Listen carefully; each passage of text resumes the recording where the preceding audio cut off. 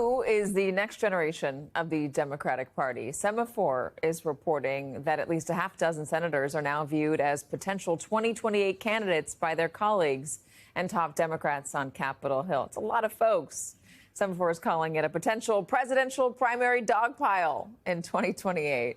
Joining us now, Phil Bump and Peter Baker, who are still with us. All right, so Phil, let's talk about the field and what the field might need to consider. You've got some polling on what costs the Democrats in 2024. Lay it out.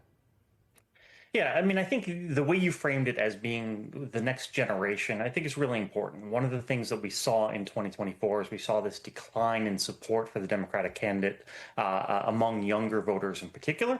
Part of that, I think, is just that younger voters don't recognize the exception that Donald Trump is within our political system.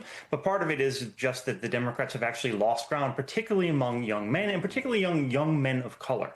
We've also seen polling that suggests that there's been sort of some reversion, that some of that support for Trump has probably been fallen back over the course of the first couple months of his presidency. So we're sort of in uncertain territory. But the Democratic Party has for a long time now been more subject to the whims of young people because young people are more likely to vote for Democrats than they are for Republicans. And so the Democratic Party has to be very attentive to this. And so I think that a candidate who's able to effectively argue to young people that they are the vision, that they are the way forward for the country, I think that person's probably going to have more luck as a general election candidate.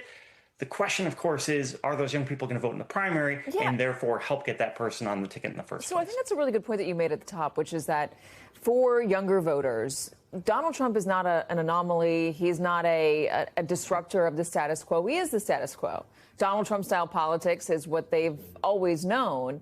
And understanding that and understanding and then reacting to the world that we live in today, not the world that we lived in 10 years ago, 20 years ago, is important. And when you have in the Democratic Party right now, Peter, is a generation that harkens back to a very different political climate. And there have been arguments out there made and criticisms that Democratic leadership are playing by old rules that no longer apply.